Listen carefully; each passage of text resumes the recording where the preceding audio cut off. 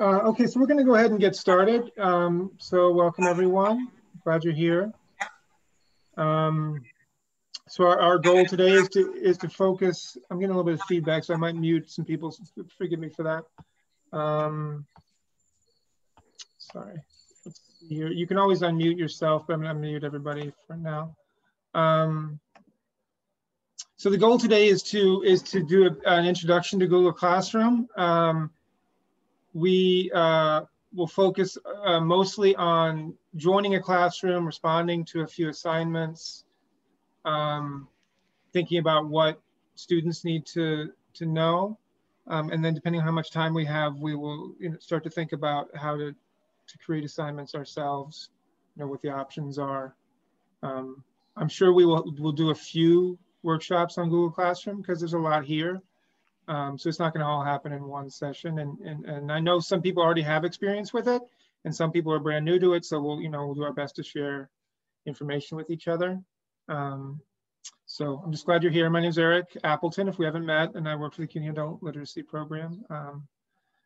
And yeah, so let's see here. The first thing I'm gonna try, I think, well, here, let me just to say what our agenda is. The first question, I guess, is Google Classroom for me? Some of you may have already made the decision that that's what you want to do, or your program has made a decision that all teachers should use Google Classroom, or you're trying to make that decision now. So that's where we're going to start, talking about with each other, what we like about Google Classroom, what concerns we have, and making that decision for ourselves.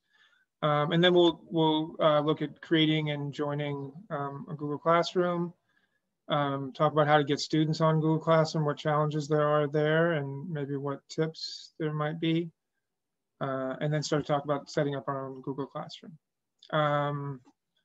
And I'm sure that'll fill the time. My plan is to stick around, for a few minutes afterwards, probably about 15 minutes afterwards, in case anybody has any particular questions. I also have teaching office hours, which I'll share with you later if you want to make an individual appointment. So what I'd like to try and do is start with a quick breakout room discussion, kind of a pair share.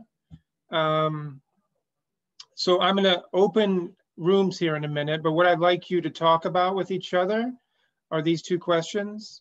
In terms of Google Classroom, what interests you, or what do you like about it? What interests you if you haven't used it before? What have you heard about it that you like? Or for those of you who are already using it, what do you like about it is one thing to talk about. And you might jot down just quickly with these two questions. I mean, you'll remember it, I think. I'm not going to be able to give it to you right now. So, but anyway, what interests you? What do you like about it? And then on the flip side, what concerns do you have about using Google Classroom? And so I'm going to give you 10 minutes or so, and they're big small groups, 2 or 3 people. Just to discuss what you know so far, and please take a few notes and whatever way you like, so we can bring it back for discussion. And I will give you about 10 minutes, and I'll bop around a little bit and hear what the conversations are like. And we'll see you in a few minutes. Okay. Hi everyone, welcome back. I want to take some notes on the conversation. I didn't get to visit everybody, so I don't know exactly what you talked about. Could I hear some of the pros? Please jump in any order, and we'll just try and be polite to each other. What are some of the things that you heard that were positive? Seems like it's student friendly, easier to, easy to organize assignments, it seems. The students seem to like it, so that's one positive. They do like it, Joan? Yes, the students, I mean, when I see they are responding, they're doing pretty, much, a lot of responses to the teachers who use it. So I imagine that it means that it's working well for them. Joan, I'm sorry, let me just cut in real for a second. Joan, when you say that, are you speaking about ESL students, HSC students? No, only HSC and pre-HSC, sorry. Got it, thank you. I was just going to say younger students and people with children who already are used to Google Classroom because their kids are in school with it, have a better time with it. Older students that aren't tech savvy, I'm particularly worried about. Especially who are alone because of the pandemic, if they don't have kids at home. Uh-huh. It's a lot of my students. Can we hear some of the other, we'll come back over the cons, but some of the other positives you all discussed? I like that when you're sending out a Google Doc exercise, it automatically makes copies for all the students, which I had to do manually, and it was very time consuming. So I discovered that it does that for you. And what form do they get the copies in? Google Docs. Google Docs. Oh, I want to learn how to do that. That's interesting. Yeah. Me too. Me too. Eric, I never used it, but my understanding is, you let me know if this is correct, that asynchronous instruction, you know, we've been doing emails back and forth, like a student would send you a composition, you'd send a comment back, but if you're on Google Classroom, you don't have to go email to email to email, you just go, it's all in one place, is that right? And then the student can go check. Yeah, so in a way, like once you set it up, it sounds like it's much more feasible, but you know, for me to learn it is probably gonna be very difficult, and I would imagine to teach it to the students also, like for them all to catch it will also be difficult. But it's definitely something worth doing, you know, I think. Is that right? I don't know. Those all seem right on point. So yes, some of this stuff is really convenient and nice to be able to use, but yeah, it takes a minute to, I mean, more than a minute to learn. Yeah. Any other positive things that people know about, or have you know, from personal experience?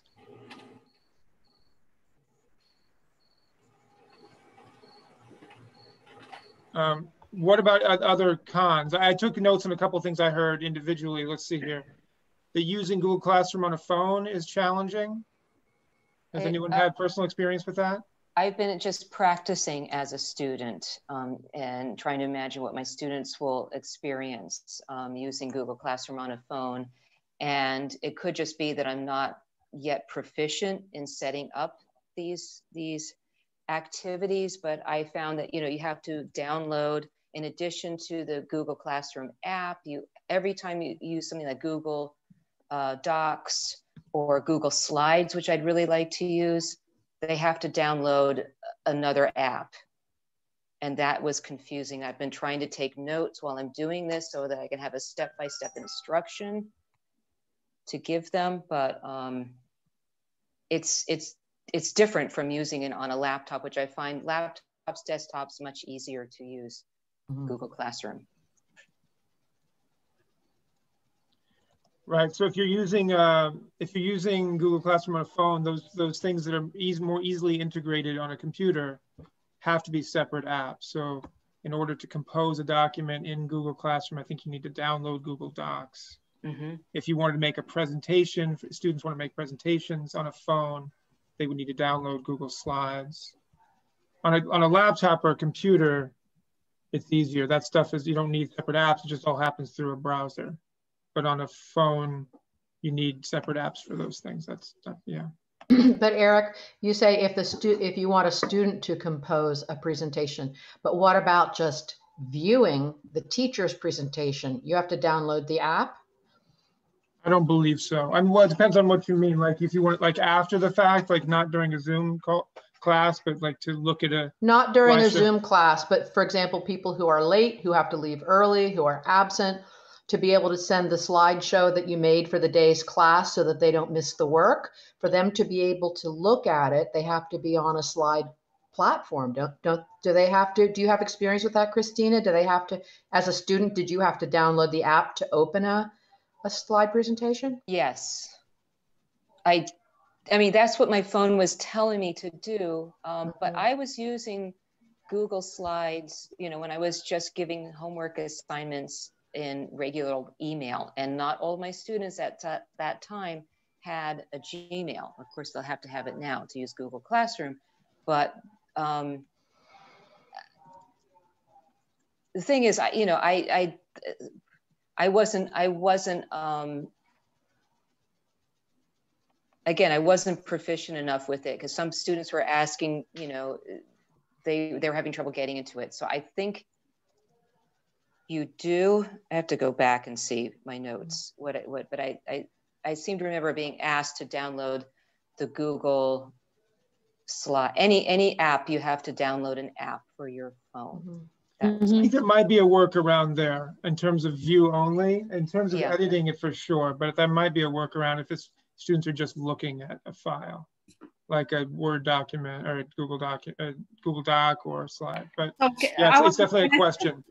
Yes, Peggy, I'm sorry. Yeah, no, I'm sorry to interrupt. So when I want to upload a slideshow, I just make it into a PDF, and then that's easy to upload and easy for them to see, I think. Yeah, that would certainly work. Any drawbacks to Google Classroom that we haven't discussed?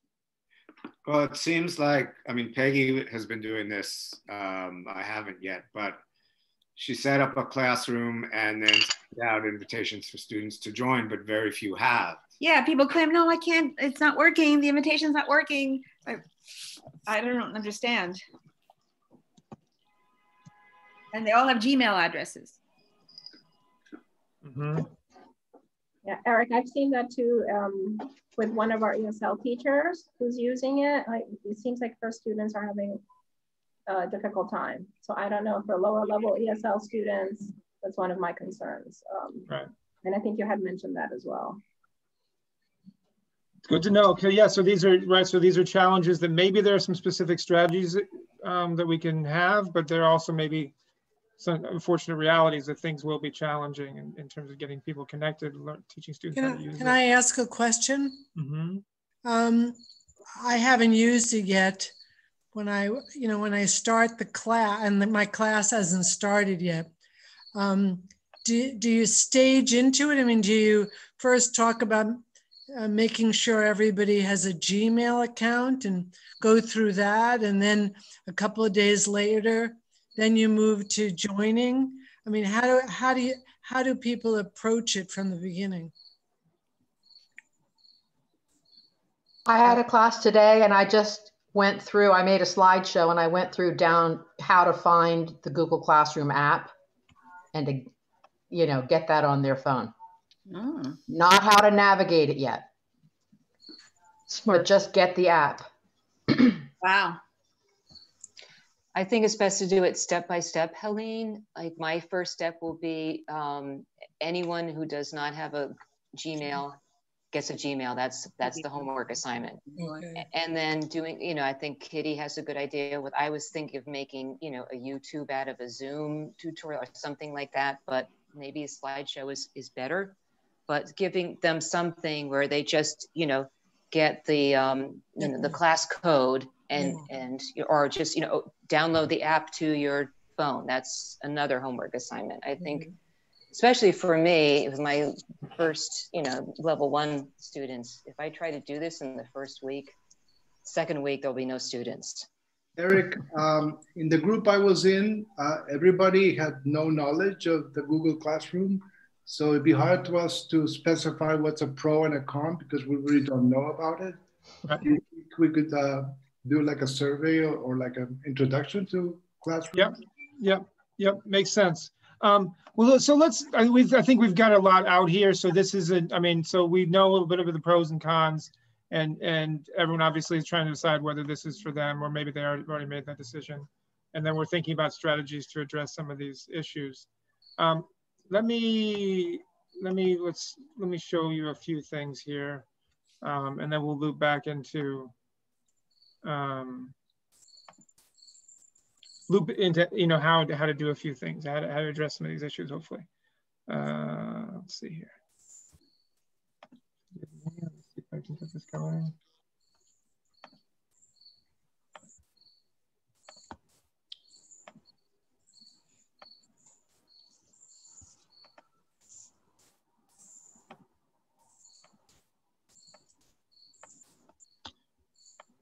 Am I hearing crickets?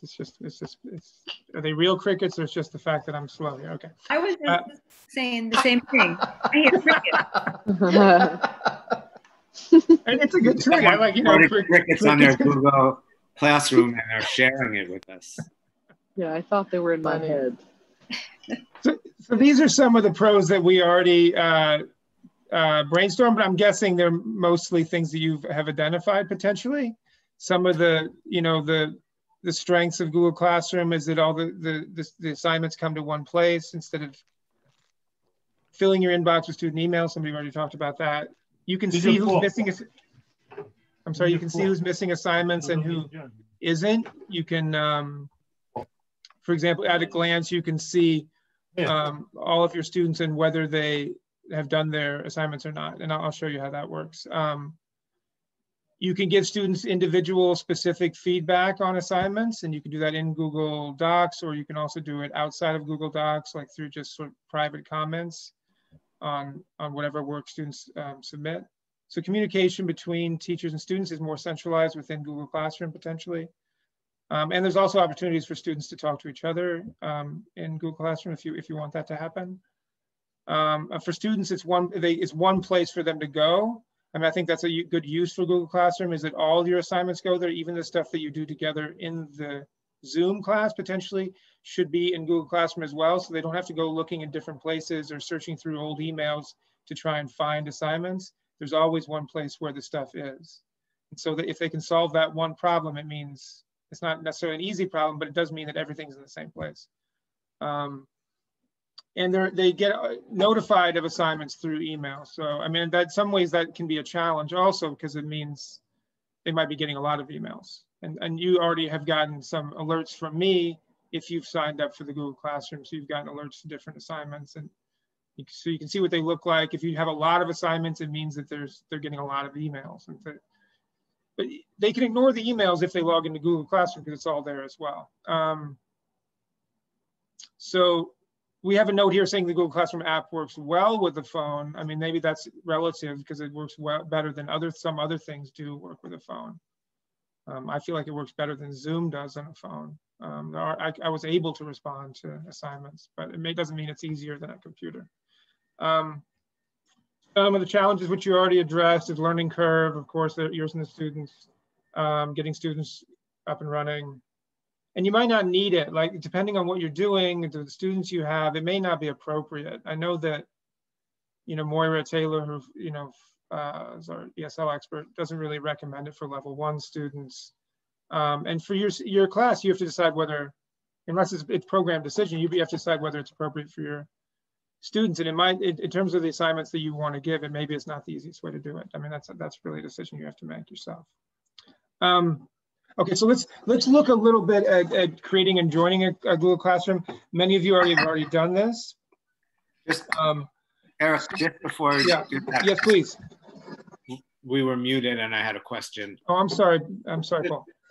Well, it was on our end. Just another concern I have that's specific to HSE teaching is that our students are in more than one class.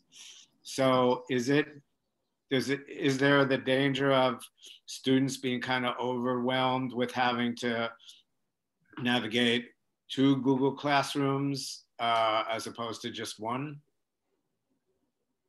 It's a good question. It's a good question. It does seem like there might be, when it's possible, it would be, if students move as a cohort, it would be nice maybe to have one Google Classroom where both things are assigned. If they don't move as a cohort, then I guess that's not possible. But in the math classes, they don't. It's yeah. So I think that is a challenge, but I think it's probably a challenge, whatever you do, that they're going to get sort of a barrage of communication from both their teachers.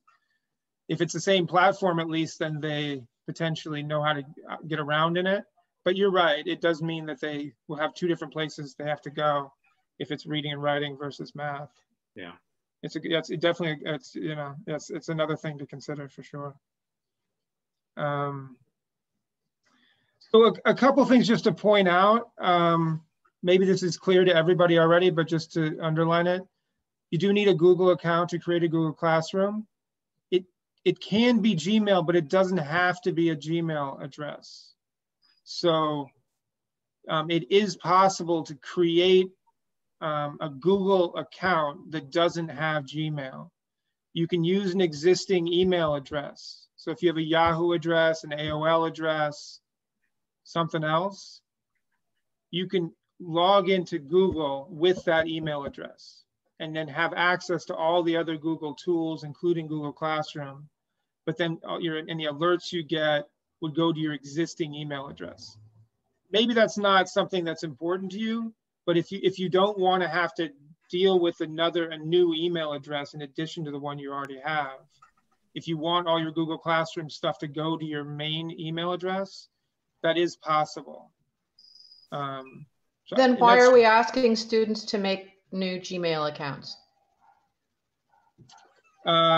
Well, so it may be the right decision for students. I mean, I was talking to a teacher about this who said, well, even if students have their own email address that they use normally, it may be that all these Google Classroom alerts would get lost in their normal email. Like they may be not super proficient with email, they get a bunch of junk mail, and then they wouldn't find the stuff anyway. And maybe it's better to have a class Gmail, like where you go there and the only thing that's there is schoolwork.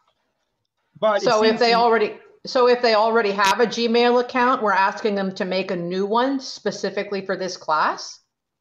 Well, I think this is it's a teacher program decision. It probably is dependent. I don't know what different people are doing. I do know that some teachers are asking students.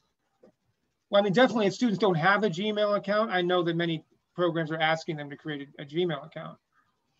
I had heard something in a PD this summer, I think, something, maybe it was even you, I'm not sure, about the fact that they can join without a Gmail, but it's for a limited time. And at some point, Google says you have to have it, no? I don't think that's true. Okay. I don't think that the first part's true. I don't think the second part is true. I don't think there's a limited time. I have a couple, like for example, my CUNY email address, I can log into Gmail with it. Excuse me, not Gmail. I can log into Google. It's sort of, like a Google login, a Gmail login gives you access to all these different tools. If it's not a Gmail, if you use like another email, they'll give you a Google password, but your login becomes your other email. So like ericappleton@cuny.edu is my login, and then the password is whatever password. I'm logging into Google, and I have access to everything but Gmail. I don't have a Gmail account that's associated with my CUNY. Let me just show you what that might look like here. So, we'll just point out this is true of teachers, it's true of students, right? I'll come back to some of this stuff. So this is from Moira's account, like she was showing how to do this, right? So when she goes to log in, it looks something like this from has her, her other Gmail logins or previous logins. She's going to click use another account, I think. You can also go to accounts.google.com. And then when you were going to sign here, right here, when you would put like a Gmail address to log into Google. Instead of doing that, you click on create account. So right here where it says create account, you choose for myself. It's not a business account. And then normally what it would look like you were doing is creating a new Gmail account, right? So first name, last name, and then whatever you want your email address to be at gmail.com. But if you see this option here, it says use my current email address instead. So if you click on that, then you get the option to put in your existing email address, whatever it is. You do have to be able to receive email there because you'll get a confirmation code that'll go to that existing email. And then when you sign in, basically you'll have a Google account. I made a short video on this too, which I'll send around if it's something that's interesting for you. It's not the most important thing here, so I don't want to spend too much time on it. But it's just an option if you want to. If for students who feel like it's useful for them, if they have like an existing email that they are competent with, and creating another Gmail account wouldn't be a good use of their time. And that's up to you and your program to decide what to do. So students need to have a Google account. They need to be able to log into Google, and then they need to get this classroom code, right? So the classroom code, you can email your students from Google Classroom and they just click and then they will be connected, or you can give them the code like I did you. I gave like a 6-digit code that we'll come back to in a minute. And so we're gonna practice that together. And then also how to get that code for yourself. Just one point, when you're creating Google Classrooms, if anyone here has an email address that's associated with EDU, like associated with an existing school, you might struggle to create a Google Classroom with that account because it's sort of an existing platform. And you may not be able to do it for your adult ed classes. So my recommendation is if you have an EDU email address, is that you don't use that instead you use a Gmail address or some other address. I didn't have that problem personally with cuny.edu, my cuny.edu email address, but that's because there's no Google Classroom associated. Like, I don't think that there's like with Central, but at your campus there might be, and that might be a problem. So you might have to use a separate email address. Does anyone have that problem? Okay, so let's not worry about it right now. Okay, so what I'd like to do now is practice a little bit of joining a class and completing an assignment. I'm gonna move us into breakout groups again. This one, I'm gonna make the groups a little bit bigger, so hopefully everyone has a few people who've been able to join the class by now. So what I'd like you to do, and with each other's support, is figure out how to join the class, our class, and then respond to these 2 assignments. Some people have already responded, but I'd like everyone to respond, and then I'm going to show you what it looks like on the teacher's side for the responses that you've done. So put everyone in a classroom. One thing I'd like to do is give you the code again for the class. So here. Let me show you that just for a minute here. To show you, we'll come back to the teacher view, but I want to show you something real quick. Where is this?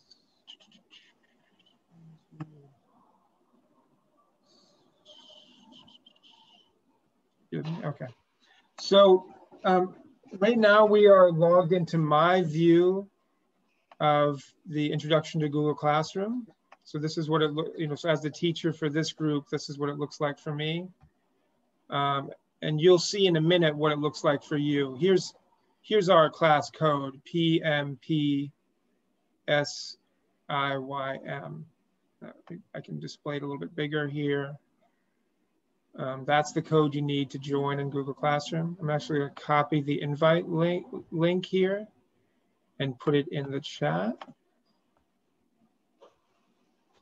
So if you haven't been successful, you can follow that link from the chat. I mean, even if you've already connected, I don't think it'll be a problem. But if you click on that link, that should allow you, I mean, you still have to log into Google or Gmail, but that should let you join the class.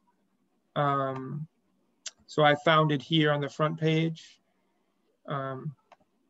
That's where the code was, and that'll be the same. Everything will be true for yours.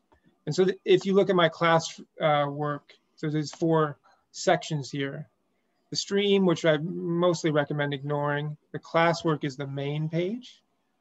For me, you'll see there's a bunch of stuff here, and some of it's grayed out. When you log in, you're going to see only the stuff that's blue. The stuff that's grayed out is actually scheduled to be sent to you a little bit later. I haven't actually delivered it to you yet. I've set it up and it's ready to go, and it's scheduled to be assigned. So let me stop that. We're going to switch back to my PowerPoint. So these are the 2 assignments I'd like you to work on. So just to practice being students. There are 2 different kinds of assignments here. One, you'll actually be writing in a Google document. It's a shared document, which is a little weird. You're all going to be working in the same document, hopefully, and then that will work. And then the other one is just a question that you can respond to individually. And you'll see that a number of people have already responded, and you can actually read what they wrote. Any questions before I put you into breakout rooms?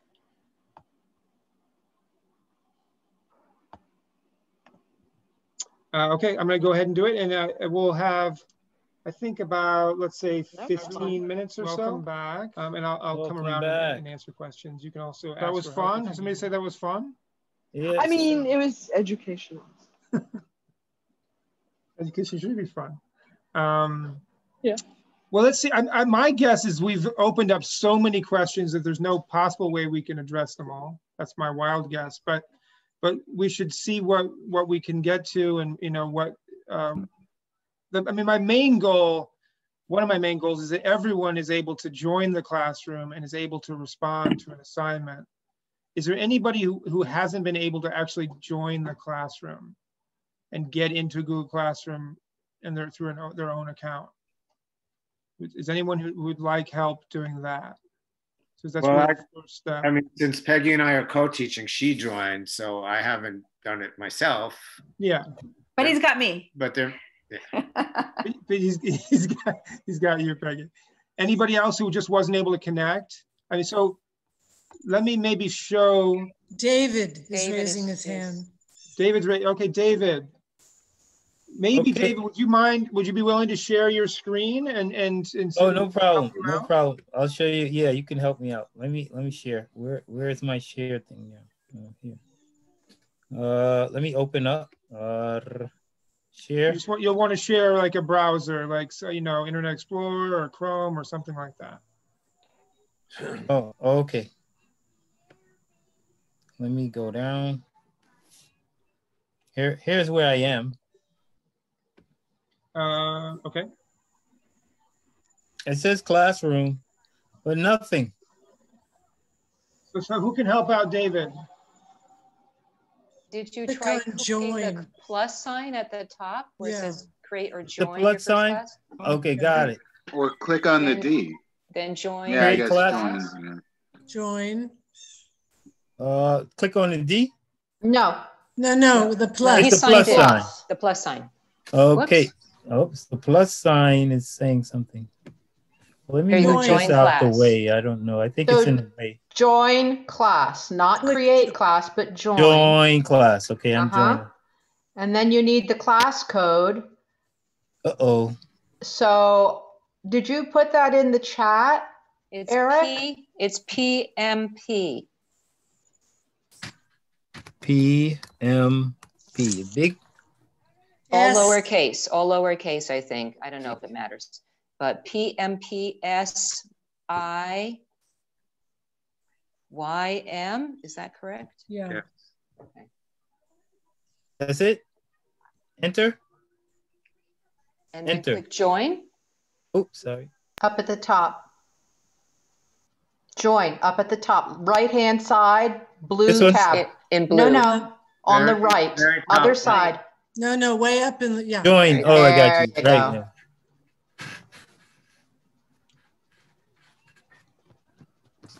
Joining. There we go. You're in, buddy. Thank you. Okay, so the next step, how about we take a look at the group work that we did with generating questions. And David, if you wouldn't mind, we'll keep following you. Yeah. If you could help us find that assignment where people are generating questions. So he clicks Classwork. Classwork, got it. There you go. Just say got it. Got it. Got it. Click on got it. Blue icon, got it. Now before actually, one second, could someone just give us the lay of the land here? What are we looking at? Yeah, we have, okay, go ahead. Classwork is where you get your homework assignments. Or as you set it up here, you've put some resources, which is a good idea too. So they can, refer to those. Oh, sorry. I'm kind of, what do you want me to do now? Go to writing assignments, I think.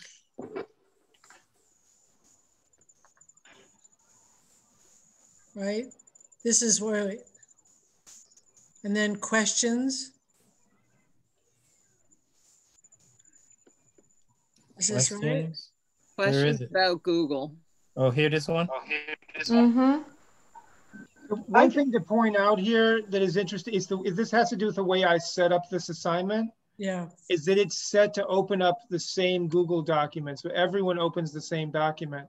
That's a choice you have. I wanted everyone to see each other's questions. And so I did it this way so that we could all have one place to compile everything.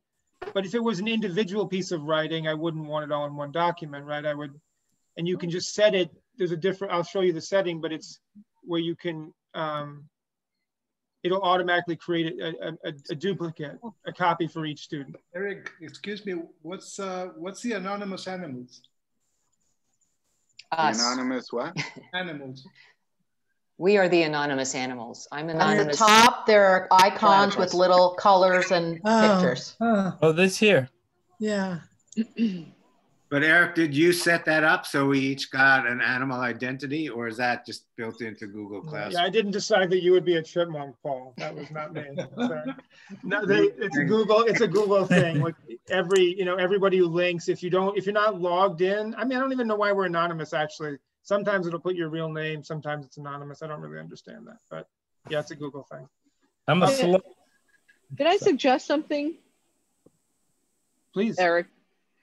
Can we go back to just the first page? I think that it's very disorienting and you want it the lay of the land. I think you should talk about, or if we look at the top and see what we have first. This is the way I would teach or the way I instruct my students to approach something is first we look at the page and see what it, what it has, what it is.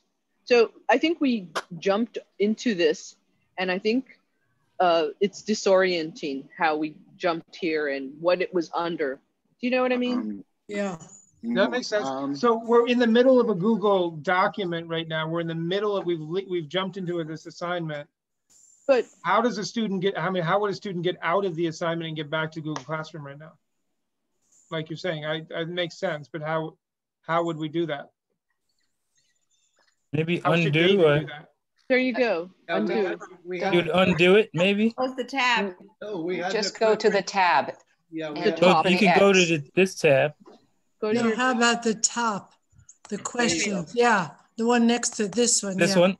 Yeah. Start. Hit the X. Hit the X. Or start from the way beginning. Hit the X, this X? Yeah. Hit it. Hit it. Okay, I hit it. There you go. Okay, one more. And then go back again.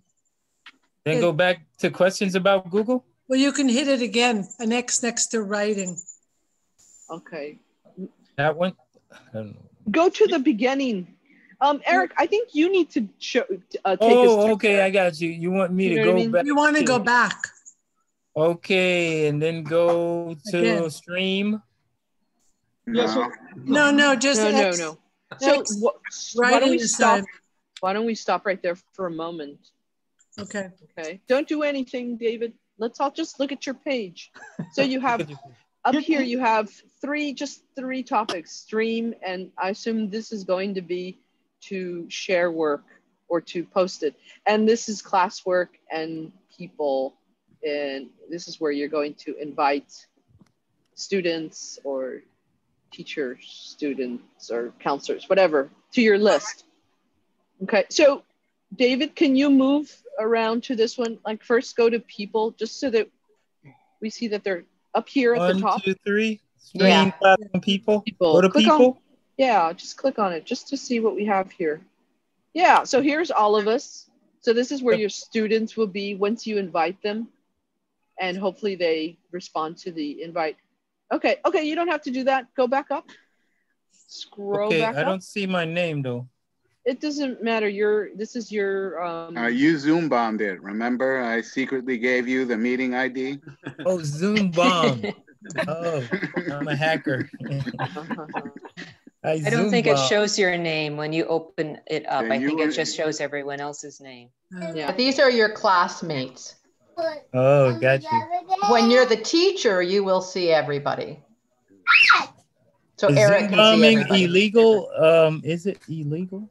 Yeah, I'll talk to you about that later. Did I break the law? I need to go. No. Okay, go to Classwork now. Now go to Classwork. Stay where you were. See those Okay. 3 little labels, stream, Classwork people, go to Got you. Classwork. There you go. So now don't do anything before. So now I say we just, let's check out this page. What's on here? So you have resources, and that's where Eric put his assignments, right? No. And quizzes and writing assignments. So David, can you move your scroll bar down on the right side to see what else is at the bottom? Okay, and warm-up questions. Okay, so I see that these are made up by Eric, these titles. Can I have a question? Can I make a question? Is it true? Could you go up again? I'm sorry. Could you go up? Scroll up. Was it? Do we put the homework in resources? Is that right?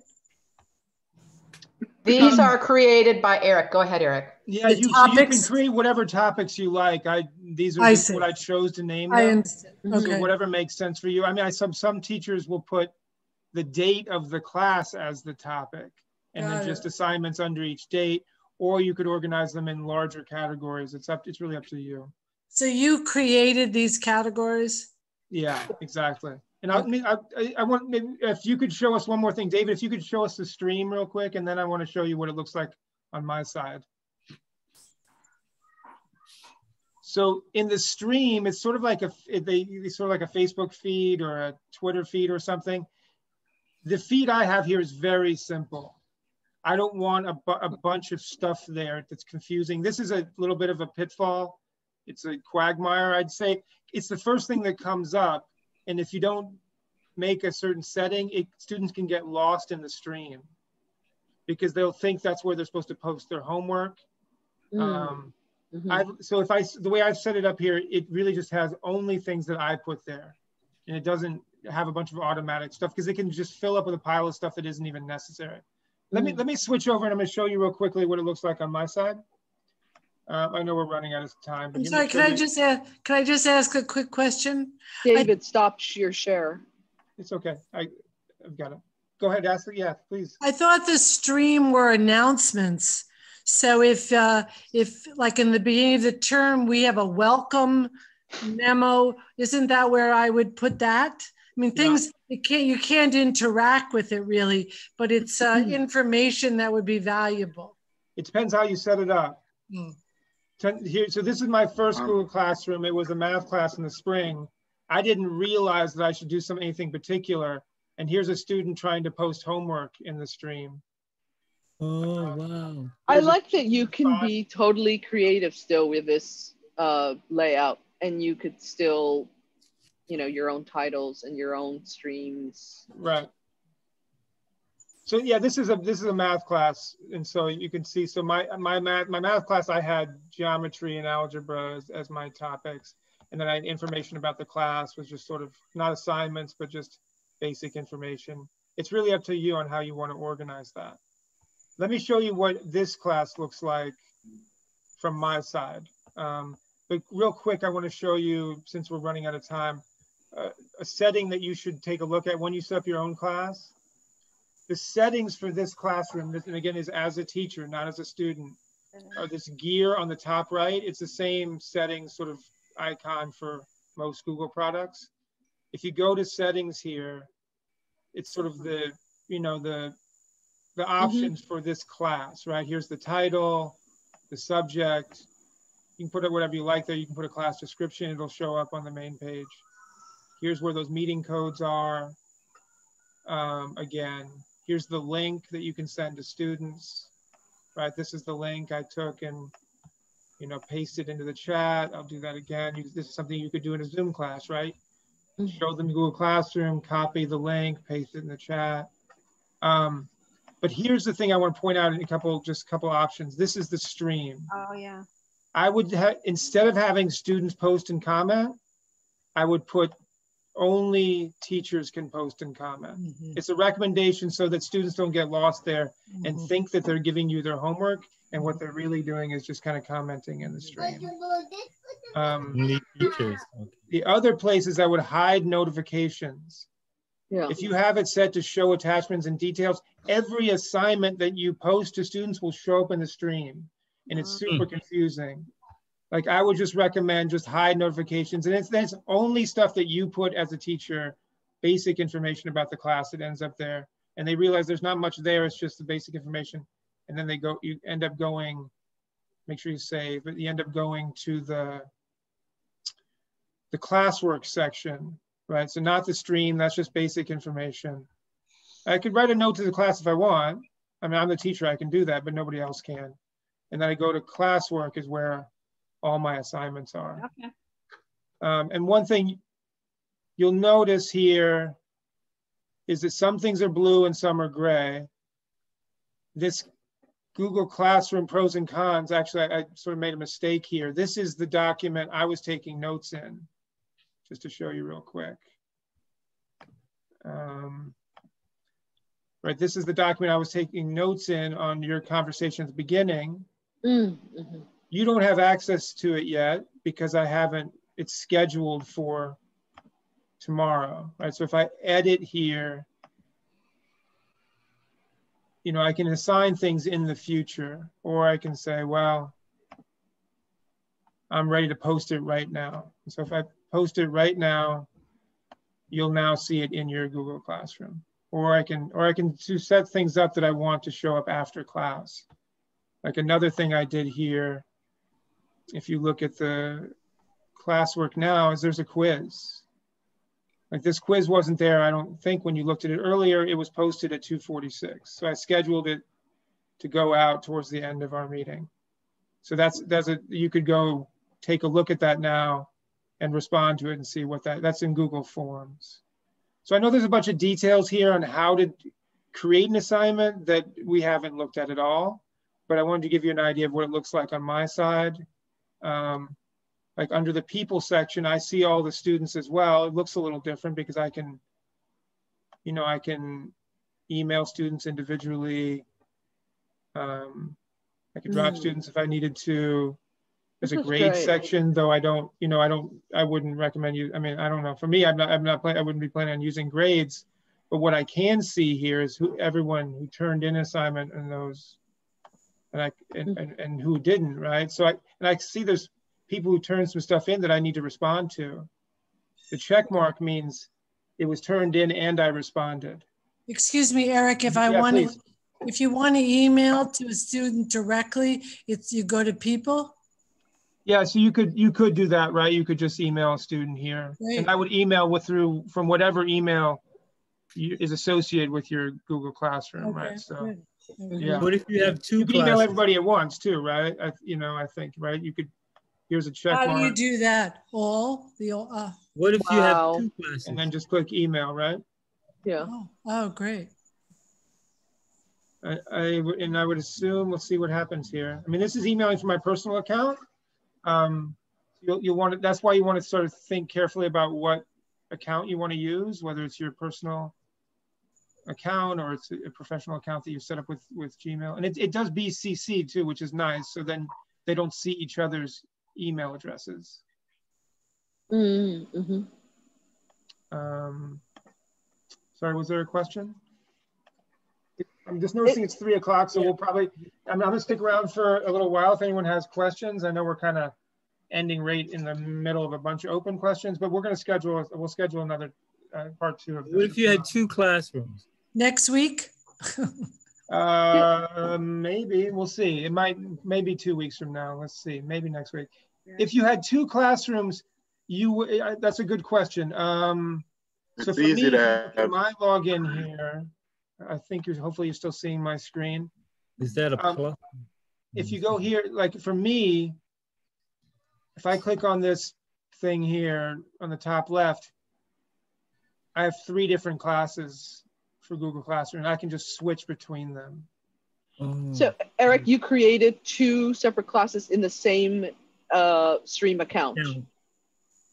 the same email account, right? So if I go to classes here, let's see here.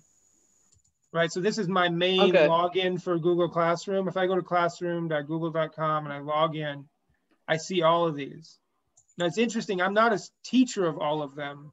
I'm a student in 3 of them. I'm sorry, I'm a teacher in 3 of them and I'm a student in this one. It's all the same account. And the same thing will be true for you. You'll be a student in this class and you'll be a teacher of your own classes. And you can, if I wanted another one, I could join another class as a student, or I could create another class if I was teaching a different class. Mm-hmm. They'll look a little different, but yeah. So it's just creating a new class. Wow. It's just creating a new class. Yeah, so that's for you to start. That's what you want to do, is create a class. Yeah.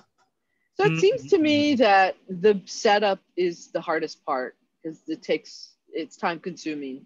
And I think after that simplifies your life. Leave it.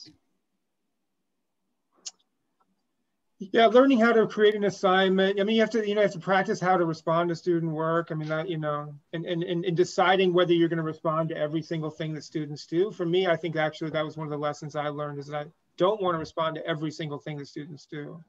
And I need to set that up in advance so they don't have the expectation that I'm going to grade everything they do, or I'm going to give personal feedback on everything. Right. Because it sets up that expectation in a way, but